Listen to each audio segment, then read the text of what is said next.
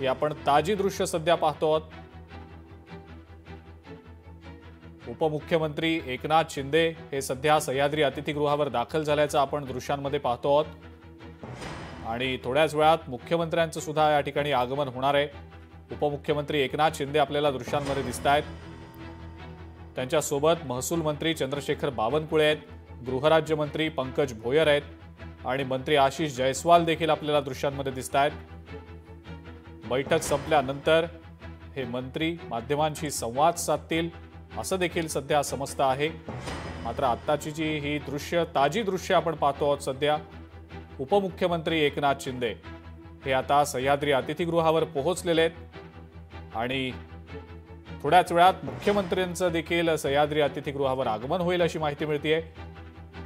महसूल मंत्री चंद्रशेखर बावनकुळे, गृहराज्यमंत्री पंकज भोयर आणि मंत्री आशिष जयस्वाल हे देखील बैठकीसाठी आता उपस्थित राहिल्याचं पाहायला मिळतंय। मुख्यमंत्र्यांसोबतच्या बैठकीमध्ये बच्चू कडू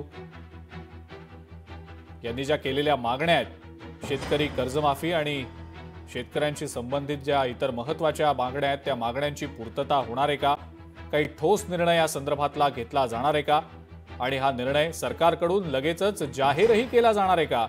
असे अनेक प्रश्न सध्या उपस्थित झालेले आहेत आणि आता मुख्यमंत्री आता सह्याद्री अतिथीगृहात थोड्याच वेळात दाखल होतील अशी माहिती मिळते। उपमुख्यमंत्री एकनाथ शिंदेंचं काही वेळापूर्वीच आगमन झालेलं आहे आणि त्यांच्या सोबत महसूल मंत्री चंद्रशेखर बावनकुळे देखील होते, इतरही 2 मंत्री होते। या सर्व मंत्र्यांच्या उपस्थितीत बच्चू कडू आणि इतर शेतकरी नेत्यांच्या उपस्थितीमध्ये ही अत्यंत महत्त्वाची बैठक आता थोड्याच वेळात सुरू होती। मुख्यमंत्र्यांच्या सोबत होणाऱ्या या बैठकीमध्ये तोडगा निघणार का, याकडे सगळ्यांचंच लक्ष असेल।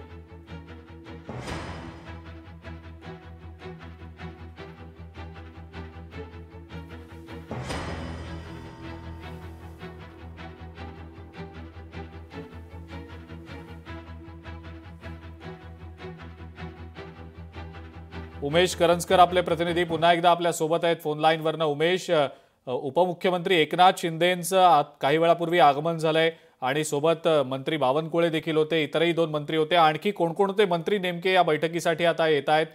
कोणकोणत्या मंत्र्यांची उपस्थिती असणार आहे या बैठकीसाठी? अजिंक्य, नुकतेच राज्याचे उपमुख्यमंत्री एकनाथ शिंदे जे आहेत ते पोहोचलेले आहेत। बावनकुळे देखील पोहोचल्याची माहिती मिळते आणि थोड्या वेळातच मुख्यमंत्री जे आहेत ते पोहोचणार आहेत।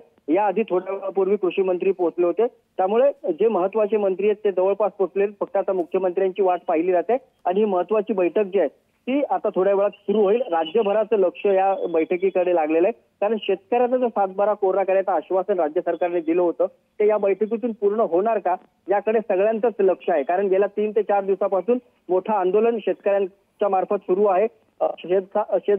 7/12 कोरा करावा, उसाला FRP चांगली देण्यात यावी, दुधाला भाव चांगला देण्यात यावा, कांद्याला भाव देण्यात यावा। कारण आपण वर्षभर पाहिलं तर या सगळ्या मुद्द्यांसाठी शेतकरी रस्त्यावर असतो, शेतकरी भांडत असतो, मात्र त्याचा सरकार बदलत असले तरी त्याच्या काही मागण्या पूर्ण होत नाहीये। आणि आता हा शेवटचा लढा म्हणून बच्चू कडू यांनी आता पुढाकार घेतलेला आहे। त्यांच्यासोबत शेतकरी नेते इतर जे आहेत ते सोबत आलेले आहेत, त्यामुळे या लढ्यातून तरी शेतकऱ्याच्या पदरात काय पडेल का या बैठकीच्या नंतर आपल्याला कळणार आहे। त्यामुळे मुख्यमंत्र्यांची वाट पाहिली जाते, थोड्या वेळातच ही बैठकीला जी आहे ती सुरुवात होईल। अजिंक्य, उमेश, आणि मुख्यमंत्र्यांच्या आगमनाला आणखी नेमका किती वेळ लागणार आहे, काही अपडेट या संदर्भात मिळतेय का?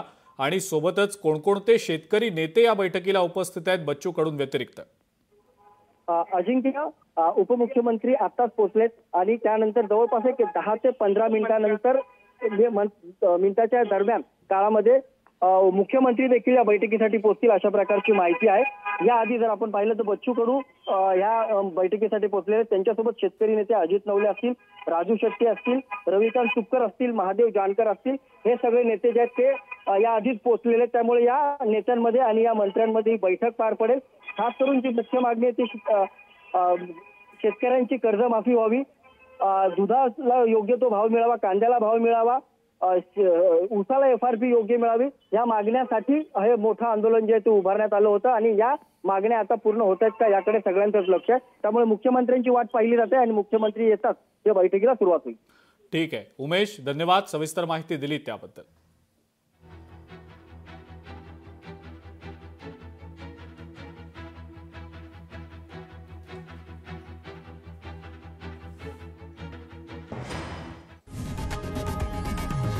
लोकशाही मराठी ऐका, पहा, जागरूक रहा.